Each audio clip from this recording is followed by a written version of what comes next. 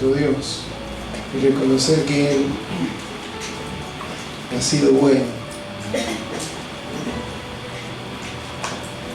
Fíjense que ni siquiera Jesús quería que le dijeran que era bueno. Pero en verdad nuestro Dios es un Dios bueno, es un Dios generoso, es un Dios amoroso, y que pensó en compartir su amor con esa creación que fue hecha a su imagen y semejanza. Así que usted y yo, hermano, tenemos la posibilidad no solamente de ser agradecidos a Dios porque nos creó, sino porque también nos redimió. Los ángeles pueden adorar a Dios porque Él los creó, pero no porque los redimió, porque los rescató, porque los salvó. Ese es un privilegio que usted y yo tenemos, y por eso que en este día que celebramos la Cena del Señor podamos disfrutar de la presencia del Señor. ¿Sí? Ayer compartíamos un tiempo, estos últimos 2 días, el cierre de exploradores y misioneritas, donde un lindo grupo de muchachos y niñas estuvieron recibiendo el consejo del Señor y resaltando la importancia de la presencia de Dios, de valorar, de buscar, de anhelar, de conocer, de disfrutar la presencia del Señor. ¿Sí? Dios es omnipotente, omnisciente. Significa que Él está en todo lugar, en todo tiempo, en todo momento, en todo lugar está Él. El salmista decía, si bajara el Seol, si fuera a lo profundo del mar o a la estrella, de allá vas a estar. Pero la presencia de Dios que se manifiesta, siempre tiene que haber un altar en donde se le brinde adoración, donde se lo honre a Él. Amén. Que en esta tarde podamos haber levantado ese altar donde Dios se sienta bendecido, alegre por nuestros cánticos, y también Él está dispuesto a hablarnos a través de su palabra, por medio de la cual nos va limpiando, ¿sí? Nos va sacando aquellas impurezas, porque nos va o enseñando, o corrigiendo, o convenciendo, o nos va instruyendo en justicia. Amén. Así que le voy a invitar a que abra su Biblia en el libro de Éxodo, capítulo 20. Vamos a leer del versículo 3 al versículo 5. Está en el contexto de aquella ocasión en la que Dios le dio al pueblo de Israel los 10 mandamientos. ¿Sí? No vamos a ver los mandamientos, solo queremos tomar estos versículos para dar lugar al tema que Dios va a hablar en esta tarde. Éxodo capítulo 20, versículo 3 en adelante, leemos en el nombre de Jesús. Amén. Dice así: no tendrás dioses ajenos delante de mí. No te harás imagen ni ninguna semejanza de lo que esté arriba en el cielo, ni abajo en la tierra, ni en las aguas debajo de la tierra. No te inclinarás a ellas, ni las honrarás. Porque yo soy Jehová tu Dios fuerte, celoso, que visito la maldad de los padres sobre los hijos, hasta la 3ª y 4ª generación de los que me aborrecen. Amén. Invito que oremos al Señor. Padre Santo, te agradecemos en esta tarde por esta maravillosa oportunidad que tenemos de reunirnos, Señor. Gracias por cada familia que está aquí, Señor. Gracias, Señor, por tu presencia en medio nuestro. Sería algo sumamente superficial si tú no estuvieras aquí, Señor. Si tú no te manifestaras en nuestros corazones.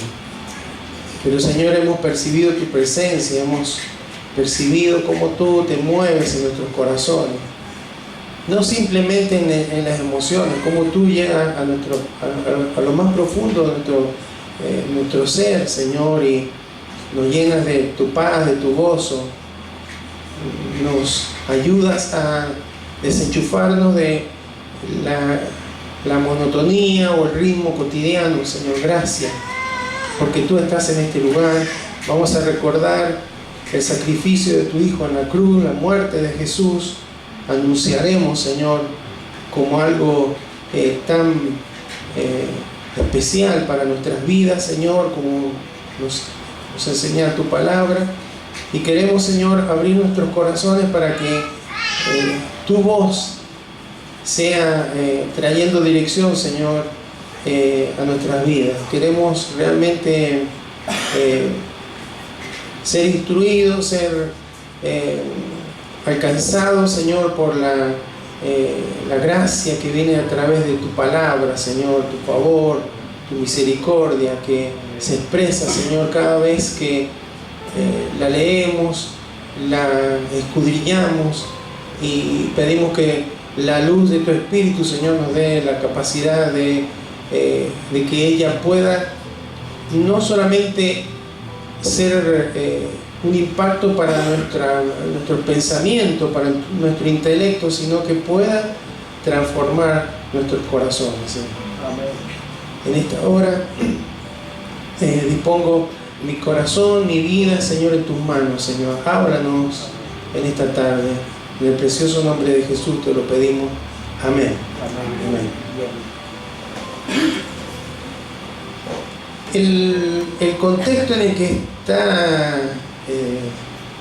están dados estos versículos que hemos leído es, como les decía recién, cuando Dios le dio los 10 mandamientos al pueblo de Israel a través de Moisés. Tenemos que tener presente que la cultura en esta época era estaba muy relacionada con la estructura familiar, con la genealogía. Era muy importante los padres de familia, la descendencia. Por eso vamos a encontrar en el Antiguo Testamento en muchas ocasiones genealogía, ¿sí? Con los nombres, los padres, los hijos, porque era algo importante. Y nos está hablando en estos versículos acerca de la idolatría, ¿sí? Una ordenanza de Dios. Lo primero: no tendrás dioses ajenos delante de mí. No quiero que otro Dios ocupe tu corazón. Yo quiero ser el único. Sí, dioses, por supuesto, no existen, pero el ser humano los levanta, ¿sí? Los ídolos, como por ahí decía también: no te harás imágenes, ninguna semejanza, no te inclinarás a ella ni las honrarás. No solamente se refiere a imágenes talladas y demás, sino también a aquellos ídolos que se levantan en el corazón. Pueden ser personas, que pueden ser actividades, que pueden ser deseos, que pueden ser dinero o el amor al dinero, etcétera, etcétera, ¿sí? Pero vamos a enfocarnos en esta parte que dice: yo soy tu Dios fuerte, celoso.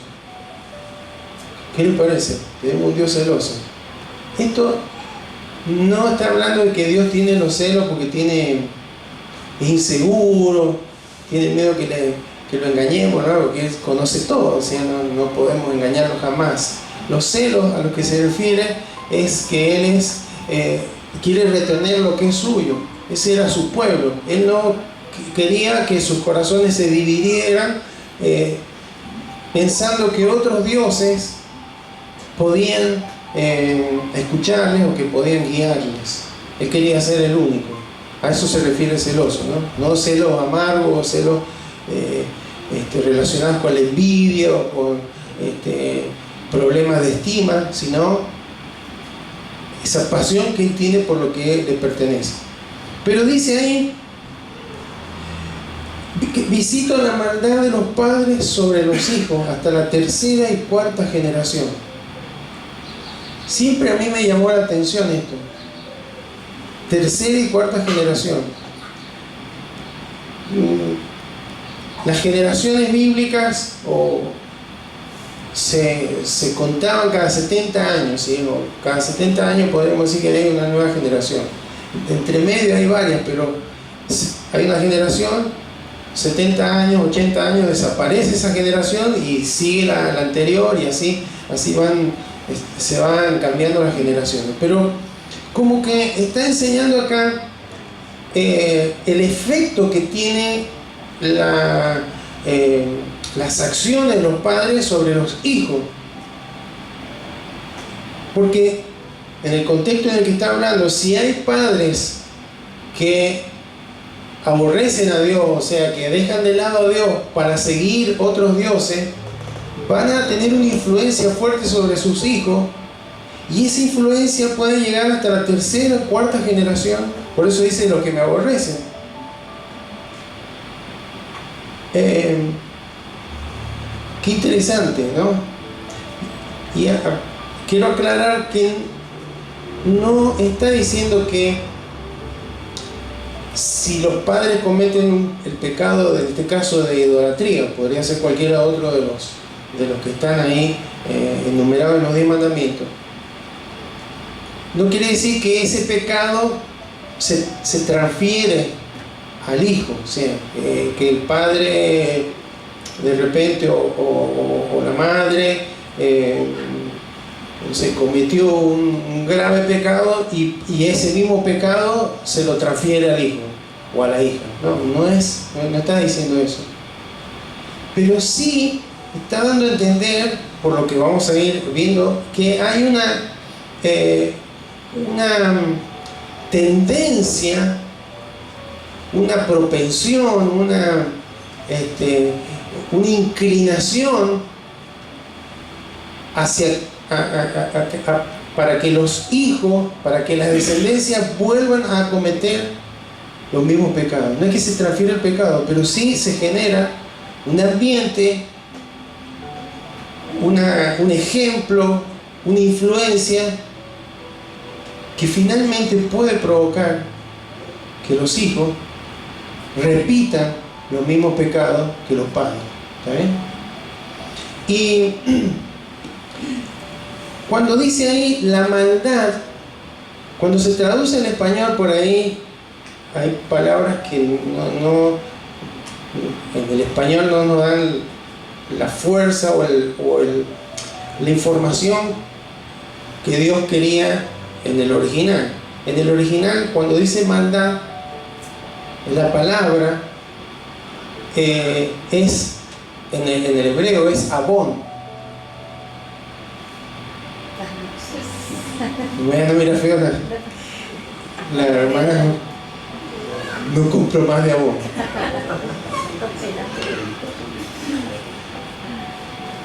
En el idioma hebreo, abón significa iniquidad. Entonces cuando dice ahí maldad, significa iniquidad.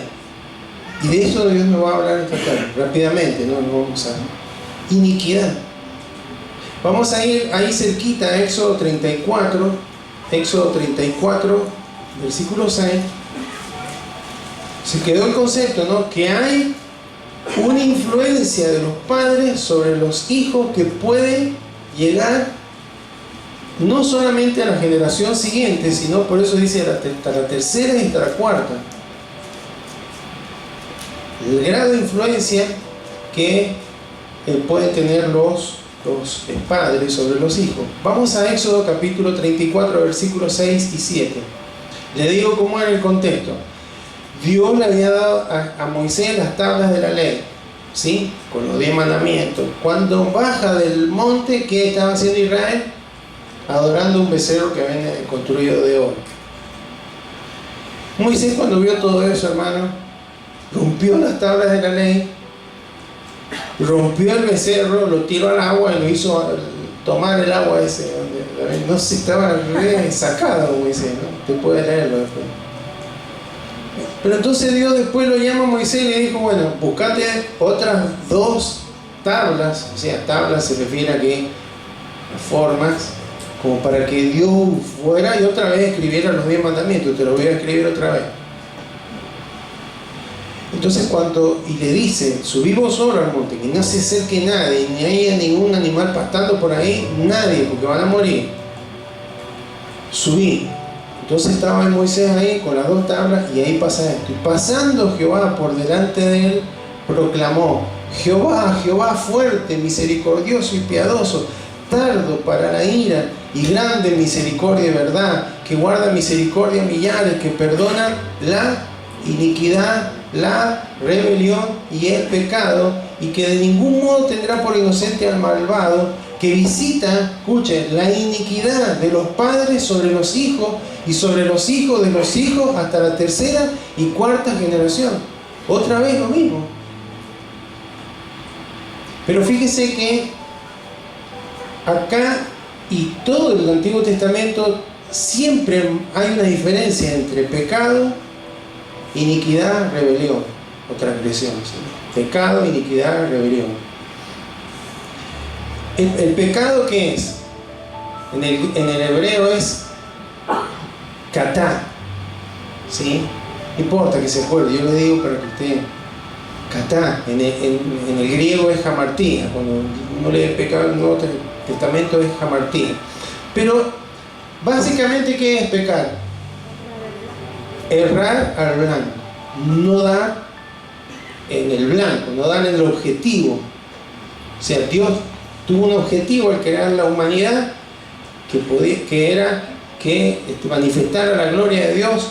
A través del pecado ese objetivo se perdió, el hombre erró al blanco, y la manifestación de esto fue el pecado, ¿sí? Fue una desobediencia directa a la voluntad de Dios. Entonces eso es pecado. Rebeldía es pesar, no pesaj. Pesaj es Pascua, es pesar.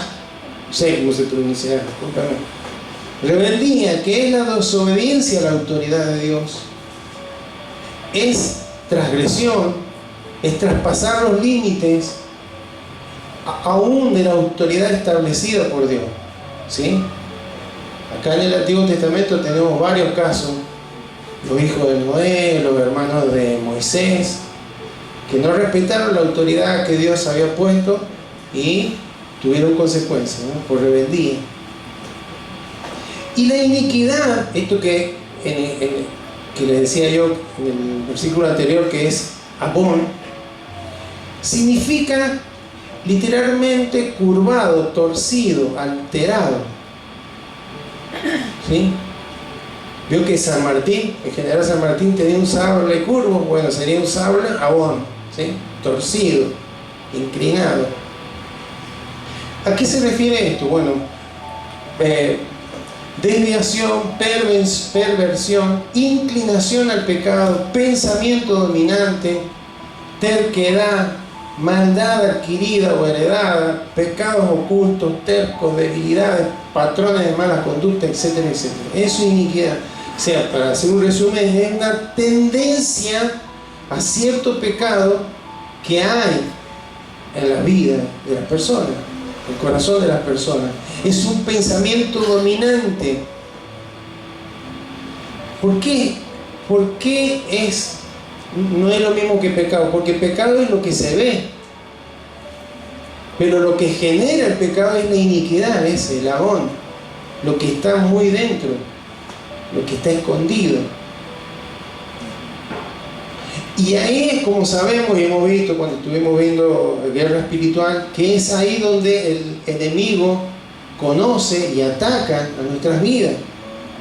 De alguna manera se da cuenta que tenemos esa tendencia o esos pensamientos fuertes por nuestras actitudes, por nuestro vocabulario, y es ahí donde viene a tentar. No nos tienta en cualquier cosa, nos tienta donde sabe que puede hacernos caer. Y esa tendencia a la maldad que está muy arraigada en el corazón tiene consecuencias. Lo vimos recién, de los padres sobre los hijos hasta la 3ª y 4ª generación hay consecuencias. La consecuencia más grave está en Isaías 59:2, por ejemplo. Isaías 59:2 dice: pero vuestras iniquidades han hecho división entre vosotros y vuestro Dios. O sea, ¿qué es lo que hace la iniquidad? Lo mismo que el pecado, que la rebelión, la rebeldía, nos separa de Dios. Y eso tiene consecuencias en nuestra vida física, espiritual, emocional. Entonces, lo que genera la iniquidad, ese pensamiento dominante, esa inclinación hacia ciertos pecados, esa inclinación fuerte, esa predisposición hacia ciertos pecados, lo que hace es traer maldición a nuestra vida, no es bendición. Algunos llaman a esto maldiciones generacionales, no sé si están así, pero sí trae maldición, no trae bendición, porque nos corta la buena relación con Dios si no lo solucionamos. Mire otro ejemplo, Salmo 95, 10 y 11. Los salmos hablan mucho acerca de esto. Parece que David y los salmistas, adoradores de Dios, tenían un concepto claro de lo que era la iniquidad. 40 años estuve disgustado con la nación. ¿Quién está hablando ahí? Dios. Y dije, pueblo es que divaga de corazón, tiene el corazón torcido, no es recto. Y no han conocido mis caminos, por tanto juré en mi furor que no entrarían en mi reposo. ¿Está bien? Entonces, esa tendencia fuerte hacia algún pecado es lo que, ahí en Éxodo 32, después de que adoraron al becerro de oro, fíjese, hay algo que dijo Aarón. Éxodo 32, 22. Y respondió Aarón, pues Moisés estaba tan enojado que Aarón lo retó a Aarón, porque Aarón fue el que lideró, al que le pidieron que hicieran ese becerro. No se enoje mi señor, tú conoces al pueblo que es inclinado al mal, ¿ves? Torcido, no es recto delante de Dios, es inclinado, se tuerce hacia el mal. Eso es la iniquidad. ¿Está bien ahí? Entonces la iniquidad, los pecados no se transfieren, pero la iniquidad sí puede transferirse de generación en generación. ¿Sabe usted? Bueno, hace poco yo conocí una palabra que me puse a estudiar y he hecho un resumen, hermano, pues no sé nada. Acá está el hermano Ariel, él puede saber más que yo, pero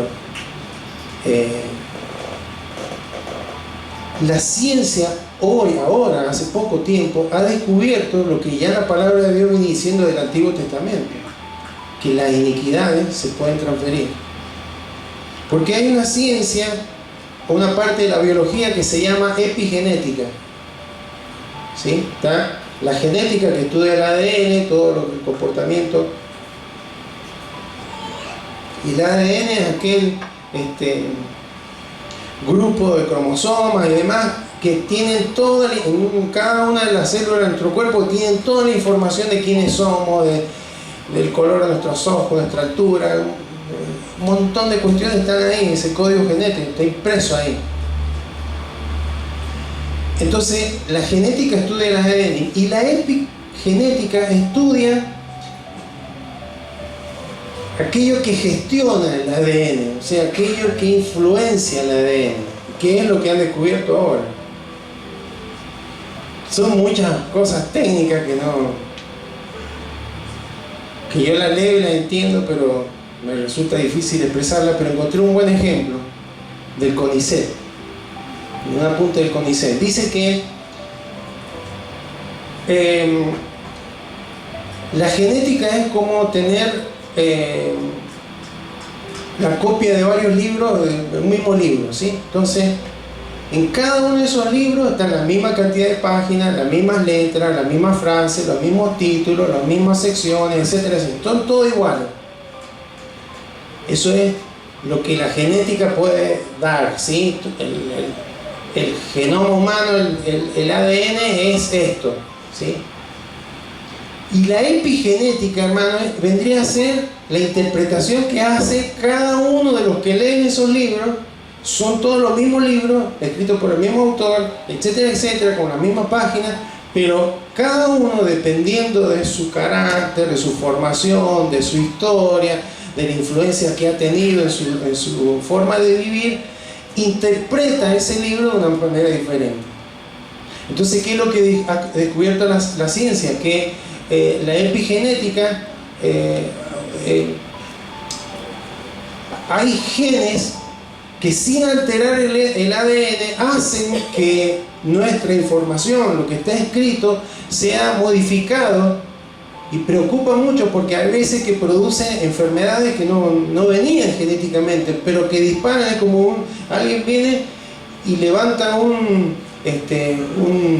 una perilla y se produce una enfermedad no prevista, enfermedad física, pero también psicológica, depresión, adicciones, suicidio, etcétera, etcétera. Entonces, hermano, lo que la Biblia dice, después de 2000 años, o mucho más de 2000 años, la ciencia se ha dado cuenta que es así, que el medio ambiente puede generar algunas interacciones en nuestro cuerpo, en nuestras emociones y demás, que pueden disparar cambios o alteraciones genéticas que nos pueden enfermar, que nos pueden hacer daño y que son una influencia fuerte para nuestra vida. ¿Está bien? Porque ya algo se venía conociendo, creo yo, porque cuando usted va a un médico, por primera vez que le preguntan, ¿en su familia hay alguien que tiene diabetes? ¿En su familia hay alguien que tiene hipertensión? ¿En su familia hay alguien que ha tenido esto? ¿Sí o no?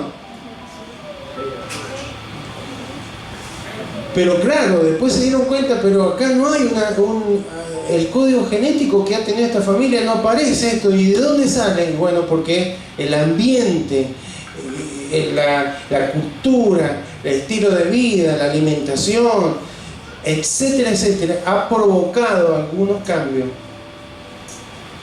que han generado que que surjan enfermedades cardiovasculares, reuma, cáncer, diabetes, depresión, adicciones, etcétera, etcétera. Pero eso ya lo decía la Biblia. Entonces, la epigenética confirma lo que la Biblia dice acerca de la iniquidad. No es que los padres transfieran el pecado, pero sí un ambiente, una tendencia, una enseñanza, un ejemplo que puede hacer que los hijos repliquen pecados que vienen del tatarabuelo, del bisabuelo, del abuelo, etcétera, etcétera, hasta que alguna generación los corte. Vamos a ver un ejemplo en el Nuevo Testamento. No sabemos la genética de este varón, pero sí que había algo en su corazón. Hechos capítulo 8, versículo 18. Hechos 8, 18.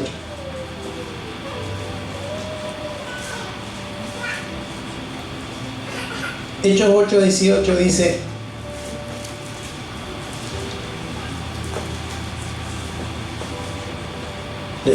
les explico el contexto. Cuando empezaron a perseguir a los cristianos, uno de los que habían sido, que era un hombre lleno del Espíritu Santo, de sabiduría y demás, que estaba sirviendo las mesas, fue hasta Samaria. Dios lo llevó a Samaria. Felipe predicó el Evangelio allí, y además de predicar el Evangelio, había sanidad, había liberación de demonios y demás. Así que la gente le prestaba mucha atención, escuchaba su enseñanza y se entregaban a Cristo. Entre ellos había un mago llamado Simón, alguien que practicaba la hechicería, algo muy común en esa época y que daba ganancia. Sí, también él podría sanar algunas cosas, no sé, todos temas espirituales y temporales, ¿sí? Porque el único que puede sanar permanentemente es nuestro Dios. Amén.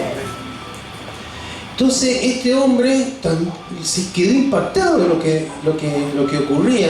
Entonces se creyó, dice la Biblia en el versículo 13 del capítulo 8, que Simón creyó y fue bautizado, se hizo cristiano.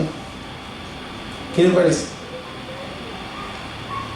Como recibieron en Jerusalén las noticias de lo que estaba pasando en Samaria, vieron que había una tirantez entre los judíos y los samaritanos, me enviaron a Pedro y a Juan a ver qué estaba pasando ahí, a ver si era verdad que se estaban entregando a Cristo, si en verdad se estaba predicando el Evangelio.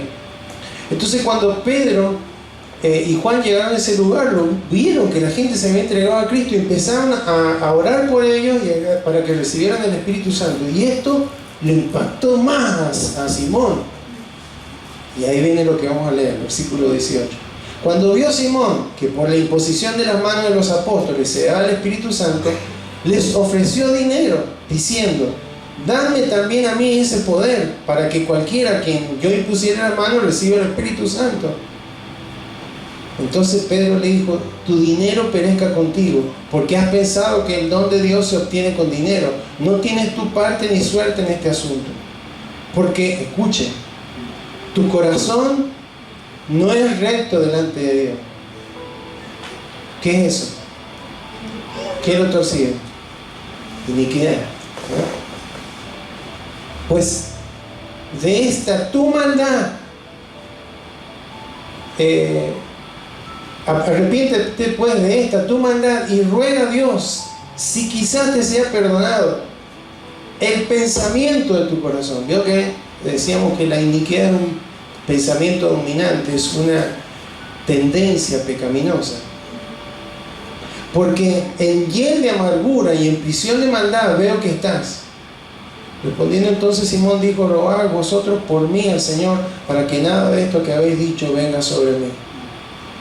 Un hombre que había creído en Jesucristo, que se había bautizado, pero que todavía tenía en su corazón una tendencia. ¿Cuál era? El amor al dinero. Él no quería recibir esa capacidad de orar para que recibieran el Espíritu Santo por el interés que las personas fueran llenas del Espíritu Santo, sino para ganar dinero, para ganar prestigio. Eso, un corazón desviado, un corazón torcido, de acuerdo a la gracia, a la voluntad de Dios, ¿no? Entonces, hermanos, este hombre, por más que había creído, todavía, dice el apóstol, y él de amargura y prisión de maldad estaba atado. Había cuestiones que por eso que había en el corazón no podía avanzar, no podía crecer espiritualmente. No sé qué habrá pasado después con Simón, no lo sabemos, pero ahí nos damos cuenta lo que pasa con aquellas cuestiones que están guardadas en el corazón. Cuando él creyó, Dios le perdonó todos los pecados, ¿sí? Lo dice la palabra de Dios, que a los que están en Cristo nuevas criaturas son, las cosas viejas pasaron, son todas hechas nuevas. Pero en el corazón quedan esas raíces, esa iniquidad que resurgió con una cosa aparentemente espiritual. No estaba pidiendo, quería que las personas recibieran el Espíritu Santo cuando Él las ungiera, pero no era algo que Dios se lo da a cualquiera. Es algo que es por la gracia de Dios, de acuerdo al carácter de la persona, ¿sí? Carácter espiritual. Amén. Otro ejemplo, ahí cerquita, Hechos 1:18. Este es Judas. ¿Quién fue Judas? Un discípulo de Jesús. Estuvo con Jesús, hermano. No solamente fue parte de la multitud, estuvo con Jesús cada uno de los días de su ministerio. Cuando Jesús sanó enfermos, cuando liberó endemoniados, cuando resucitó muertos, Él estuvo ahí. Cuando multiplicó los panes y los peces. Dice: este pues, con el salario de su iniquidad. Aquí iniquidad no es agón, como en el Antiguo Testamento, que está escrito en hebreo, sino que es adikia en el griego. Con el salario de su iniquidad adquirió un campo, y cayendo de cabeza se reventó por la mitad y todas sus entrañas se derramaron. Bueno, es muy fuerte la imagen, ¿no? El libro de Mateo dice que se ahorcó. Bueno, entonces ¿qué? La Biblia tiene errores. No sé de dónde se ahorcó, si no un árbol, no un palo, hermano, pues se quebró, después se ahorcó, cayó. y ahí le pasó esto que le ocurrió, ¿sí? Pero el tema es que el salario de su iniquidad, porque la iniquidad tiene consecuencias. ¿Cuál es la iniquidad? Es la misma que creo yo que es Simón, el amor al dinero, porque ya él venía metiendo la mano en la bolsa, según Jesús mismo lo dijo. Entonces, adiquía es iniquidad en griego, es lo opuesto a adiquía, que es recto y correcto, porque iniquidad es lo torcido. ¿Está bien? Entonces, diquía es recto, adiquía es lo opuesto, es decir, lo que es torcido. Y acá vemos las consecuencias. Bueno, hay algún otro versículo, pero vamos a dejar ahí, porque ahora vamos a ver qué tiene que ver esto con nosotros. Hermanos, cuando usted y yo creímos en Jesucristo y fuimos hechos nueva criatura, el Señor nos perdonó todos nuestros pecados anteriores. Esa es la única vez que no necesitamos enumerarlo todo, porque no nos vamos a acordar todo, tal vez. Cuando nos arrepentimos de nuestros pecados, Él derrama su justicia sobre nuestras vidas. Somos declarados justos delante de Dios, no por nuestra justicia, sino por la justicia de Cristo, porque Él cargó con la paga de nuestras injusticias, nuestros pecados en la cruz del Calvario. No es que Dios hace vista gorda al pecado, sino porque Cristo, el que cree que Cristo cargó con sus pecados en la cruz, como la gracia de la salvación se adquiere por medio de la fe, a través de esa fe, de creer en Jesucristo, en la obra que hace Dios en nuestros corazones, es ahí que somos perdonados. Pero usted y yo sabemos, hermano, que después, no es que de ahí en más somos una nueva criatura. Espiritualmente estamos conectados con Dios, pero sigue habiendo tendencias pecaminosas en nuestra vida. En mayor o menor medida siguen habiendo tendencias pecaminosas. Entonces, cuando usted o cualquiera de nosotros nos damos cuenta que hay pecados que son reiterativos en nuestra vida, una y otra vez, una y otra vez, una y otra vez, y que yo me arrepiento y sigue y sigue y sigue y sigue, ¿qué cree? ¿Qué cree que está pasando ahí?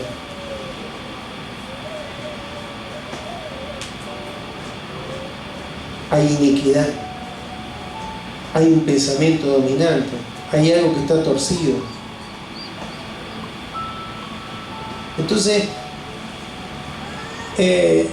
por supuesto que iniciamos, después de conocer a Cristo, un proceso de santificación donde Dios va tratando con nuestro corazón. Pero tenemos, hermanos, que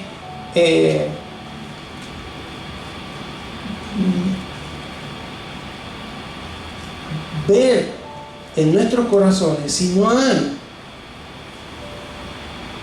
alguna herencia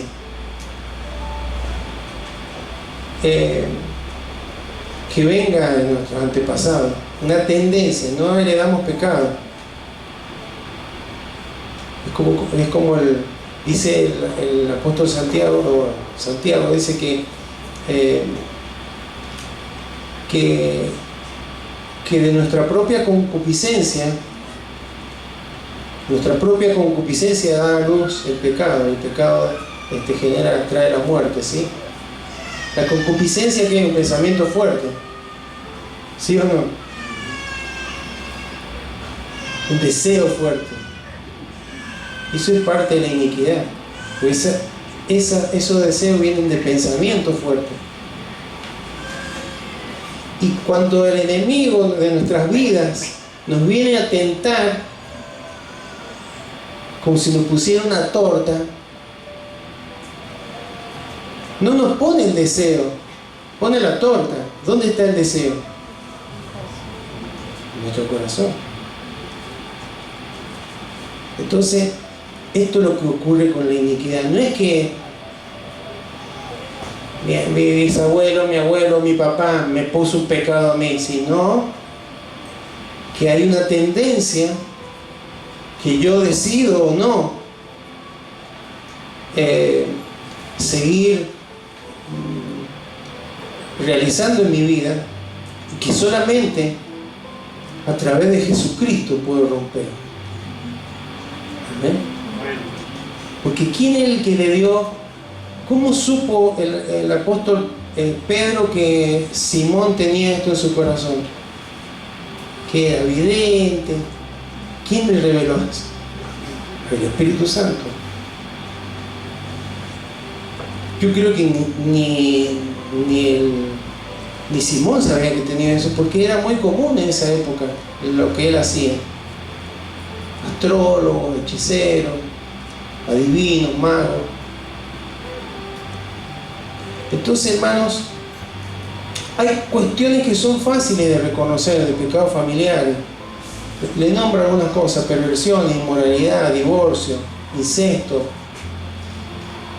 cuestiones sexuales, masturbación, malos hábitos en la comida, alcoholismo, cigarro, droga, vicio, tendencia al dinero excesivo, al lujo, al despilfarro, propiedades, tendencia al maltrato, al abuso, al desprecio, al ocultismo, a la religiosidad, etc. Pero hay otros que no son tan fáciles: el odio, el enojo, las maledicencias, el orgullo, la soberbia, la altivez, el espiritismo, el ocultismo, el satanismo, etcétera, etcétera. Entonces, lo primero, si hay algo, hermanos, que podemos detectar en nuestras vidas, que pueda estar generando una limitación, ¿cómo nos damos cuenta? Porque nunca avanzamos en nuestra vida espiritual, siempre estamos igual, tenemos un techo. Hay algo que nos está impidiendo. Entonces, hay que pedirle al Espíritu Santo, pedirle al Señor: por favor, Señor, dame sabiduría para ver si hay algún pecado oculto, si hay alguna iniquidad en mi corazón, si hay algún pensamiento fuerte, si hay alguna tendencia pecaminosa en mi vida que la he heredado y que no me estoy dando cuenta, Señor. Y segundo, hermano, hay que arrepentirse y confesar. Voy a dar dos ejemplos y después terminamos con un versículo del Nuevo Testamento. Vamos a Daniel capítulo 9, versículo 3. Vamos a leer del 3 al 6, después vamos a leer el 11 y el 16. Daniel 9. Daniel, el profeta de Dios, está cautivo en otra tierra, en Babilonia. Y fíjese la oración que él hace: y volví mi rostro al Señor, buscándole en oración y ruego, en ayuno, cilicio y ceniza, y oré a Jehová mi Dios e hice confesión diciendo.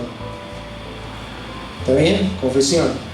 Ahora, Señor, Dios grande, digno de ser temido, que guardas el pacto y la misericordia con los que te aman y guardan tus mandamientos. Tanto Daniel como Moisés le dan la primera, todos el carácter de Dios, la misericordia. Señor, no te olvides que sos amoroso. No hacía falta recordárselo al Señor, pero bueno, acá vemos un corazón humilde que conoce a Dios. Y empieza: hemos pecado. Él podía, desde que llegó ahí, desde que era un adolescente, no se quiso contaminar con la comida del rey. Podría decir: yo no hice nada. No, hemos pecado como nación. Hemos pecado. Hemos cometido ¿qué? Iniquidad. Hemos hecho impíamente y hemos sido rebeldes y nos hemos apartado de tus mandamientos y de tus ordenanzas. ¿Ves? Todo el pecado, iniquidad, rebeldía o transgresión. No hemos obedecido a tus siervos los profetas, que en tu nombre hablaron a nuestros reyes, a nuestros príncipes, a nuestros padres y a todo el pueblo de la tierra. Vamos al versículo 11. Todo Israel traspasó tu ley apartándose para no obedecer tu voz, rebeldía. Por lo cual ha caído sobre nosotros la maldición. El pecado, hermano, es maldición. Y el juramento que está escrito en la ley de Moisés, siervo de Dios, porque contra él hemos pecado. Versículo 16. Oh Señor, conforme a todos tus actos de justicia, apártase ahora tu ira y tu furor de sobre tu ciudad, Jerusalén. tu santo monte, porque a causa de nuestros pecados y por la maldad de nuestros padres, Jerusalén y tu pueblo son el oprobio de todos en derredor nuestro. Amén. ¿Tiene consecuencias o no tiene consecuencias? Tiene consecuencias. Salmo 32:5 dice: mi pecado te declaré y no encubrí, ¿qué cosa? Mi iniquidad. Y dije: confesaré mis transgresiones a Jehová. Los tres ahí, ¿no? Pecado, transgresiones, iniquidad. Y tú perdonaste la maldad de mi pecado. Terminamos con 1 Juan 1:9.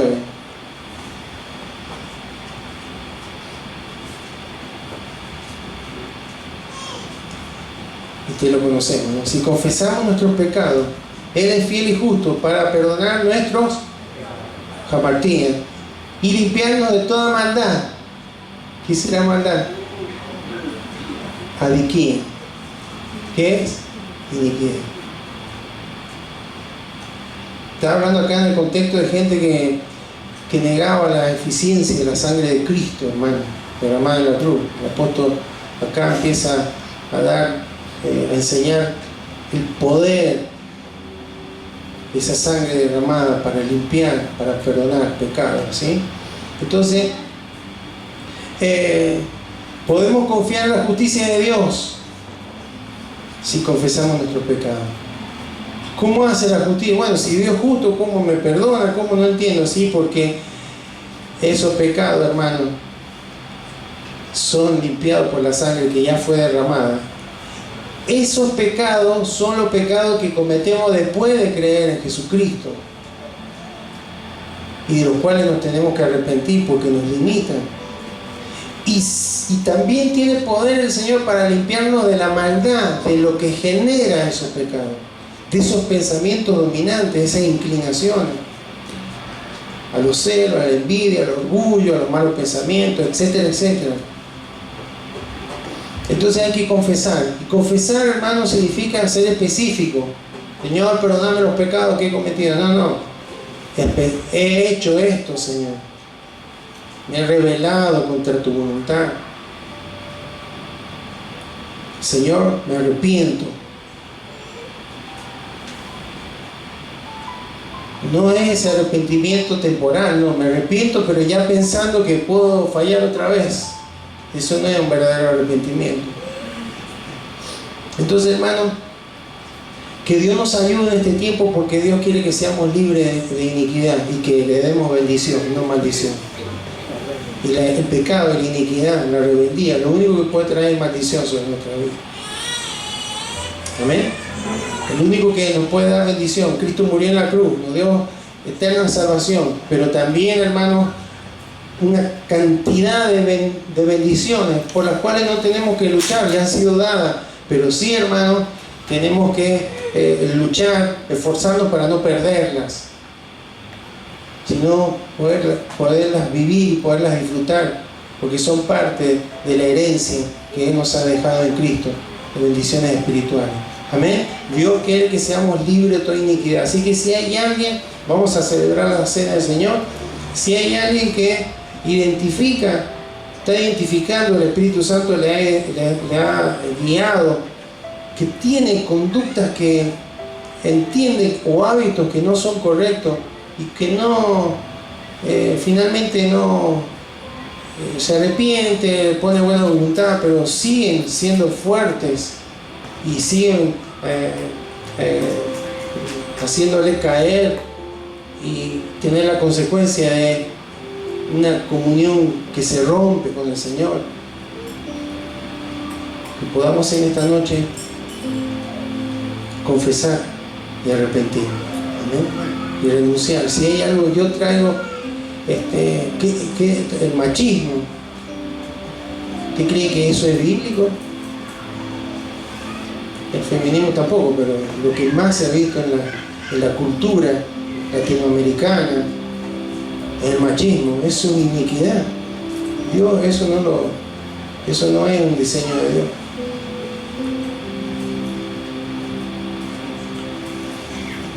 la soberbia, la falta de perdón, la mentira.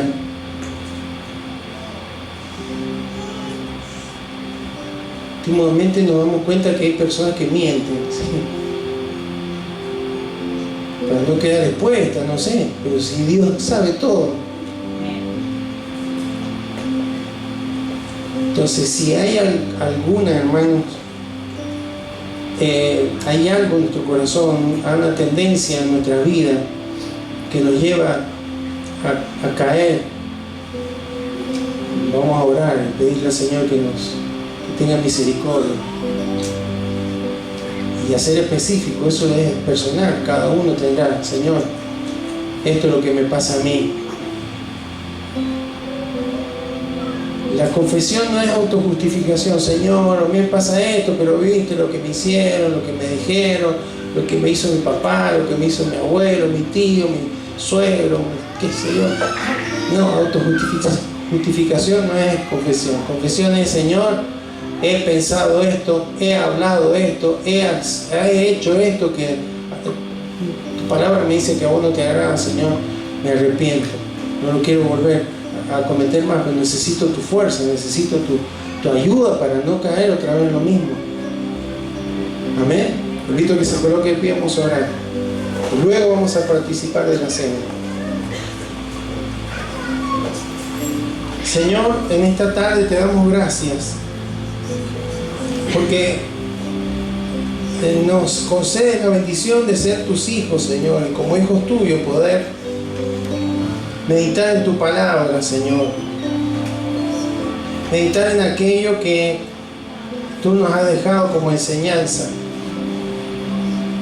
Señor, y vemos que hay diferentes ámbitos o formas en las que se manifiesta el pecado, Señor. Ese pecado que mora en nosotros, esa vieja naturaleza que debemos cancelar día a día, llevarla a la cruz, Señor, negarla con sus deseos, con sus pensamientos, con todo aquello que es torcido. Señor, gracias porque tú nos has dado algo tan precioso como el perdón, la salvación, nos has justificado, redimido, nos has perdonado, nos has restaurado, Señor. Nos has reconciliado con el Padre.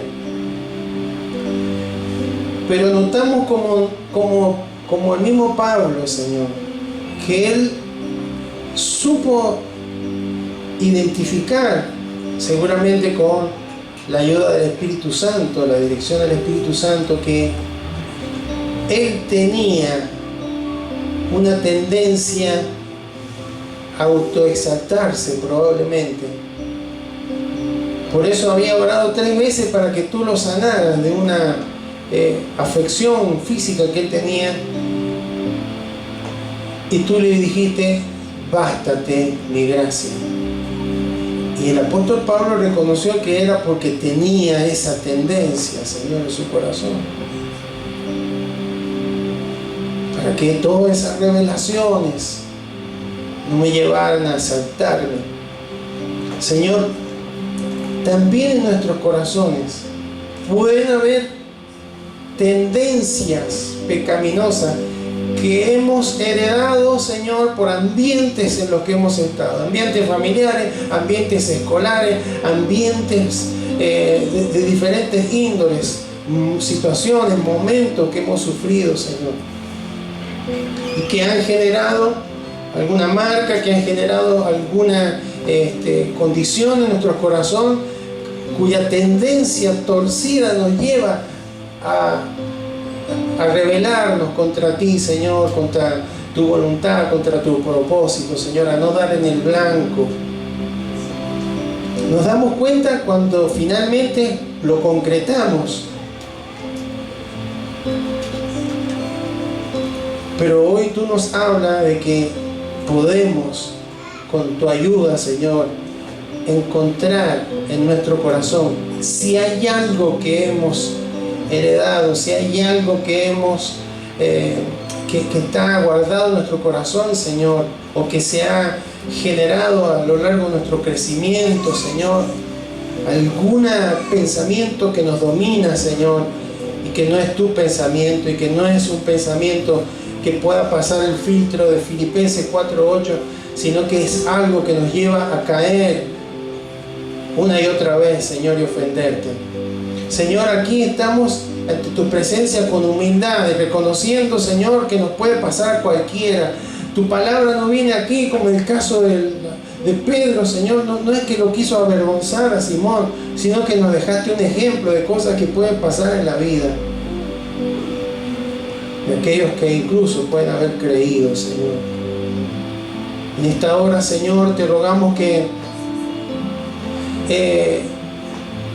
si alguno de tus hijos ha identificado, Señor, tu Espíritu Santo le está dando discernimiento para comprender que hay algo, Señor, en su corazón, escondido, oculto, una terquedad que muchas veces ni siquiera se atreve a pensar, a enfrentar, pero que le lleva a fallar una y otra vez. En el nombre de Jesús, Señor, en el nombre de Jesús, que pueda ser libre, Señor, que pueda ser libre.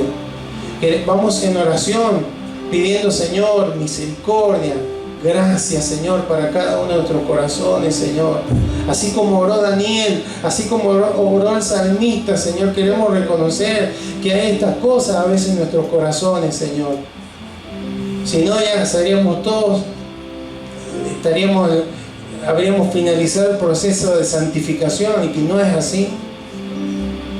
Y tu palabra nos dice que todo nuestro ser, espíritu, alma y cuerpo, tiene que presentarse irreprensible. Señor, por eso en esta hora te ruego, Señor, por cada una de las vidas que estamos aquí, Señor, ten misericordia. Pero aquí vamos, Señor, porque tu palabra nos dice que si confesamos nuestros pecados, tú eres fiel y eres justo, el único que puede perdonar, Señor. Si hay una sincera confesión, si hay un sincero arrepentimiento. Y no solamente el pecado, lo que finalmente dijimos, pensamos o hicimos, sino también la maldad, la iniquidad, lo que genera ese pensamiento fuerte que nos lleva a caer una y otra vez en la misma tentación. Señor, por eso en esta hora, en el nombre de Jesús, clamamos a ti, Señor. Y también si hay espíritus familiares que han estado molestando generación tras generación, trayendo malos hábitos, trayendo, Señor, pensamientos, Señor, depresivos, decayentes, Señor, en cuanto a la estima, Señor, personal, pensamientos de suicidio, pensamientos de muerte, pensamientos, Señor, adictivos, en el nombre de Jesús, Señor, rogamos, Señor, que tu poder sea manifiesto, Señor, trayendo libertad, Señor, trayendo libertad. Señor, aquel varón pudo decir, oren, clamen para que no me pase esto. No se daba cuenta que ya le estaba pasando. Señor, en el nombre de Jesús clamamos, Señor, para que tu poder sea manifiesto, para que esa sangre preciosa pueda ser aplicada allí donde hay maldad, donde hay algo torcido, donde hay algo fuerte, hay una inclinación del mal, en el nombre de Jesús. En el nombre de Jesús, Señor. En el nombre de Jesús. No queremos caminar en maldición, queremos, Señor, caminar, Señor, en victoria. No queremos estar en cautividad.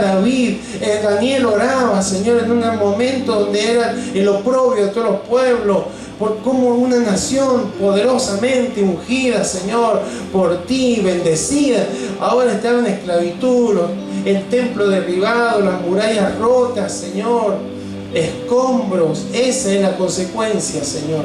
Y hoy sigue siendo igual a nivel espiritual, pero también a nivel físico, a nivel emocional, Señor, hay vidas que están siendo derrotadas, hay vidas que permanecen en atadura, que permanecen, Señor, bajo escombros, Señor, que no pueden crecer, que no pueden avanzar, que no pueden ser edificadas, Señor, como tú quieres que sean, Señor, porque todavía hay cuestiones del corazón que no han sido confrontadas, hay confesiones que no han sido realizadas, hay arrepentimientos genuinos que no han sido tales, Señor, pero en esta hora aquí nos presentamos ante ti, Señor, porque queremos celebrar esta cena de la manera correcta, Señor. Tu palabra dice que tenemos que examinarnos. El salmista decía: examíname, oh Dios, y conoce mi pensamiento y ve si hay allí algo torcido, caminos que están torcidos en nuestro corazón. Guíanos, Señor. Guíanos en el nombre de Jesús. Si hay alguien que le tenga que decir al Señor: Señor, sea específico, Señor, este es mi pecado, este es mi tendencia, esto es lo que no puedo dominar, esto es lo que hago mal una y otra vez, esto es lo que caigo, esto es en lo que el enemigo me tienta y vuelvo a caer. Señor, pero hasta aquí llegamos, Señor. Yo quiero caminar en victoria, quiero estar libre, Señor, de todo esto. Señor, en el nombre de Jesús rogamos que tu poder, Señor, sea manifiesto, que tu Espíritu Santo, Señor, pueda estar guiando, trayendo dirección, Señor, instrucción, Señor, y aún discernimiento, Señor, en el nombre de Jesús, en el nombre de Jesús. Todo pecado, Señor, toda iniquidad, Señor, toda transferencia espiritual va a caer en el nombre de Jesús, en el nombre de Jesús. Porque tú viniste, Señor, a romper con todo aquello. Tú viniste, Señor, a cortar con toda esa maldición que el pecado, Señor, trae sobre nuestras vidas. La paga del pecado es muerte, pero la dádiva, el regalo tuyo, Señor, es precioso, Señor. Por eso, Señor, en esta hora queremos caminar bajo bendición, no bajo maldición. En el nombre de Jesús, en el nombre de Jesús.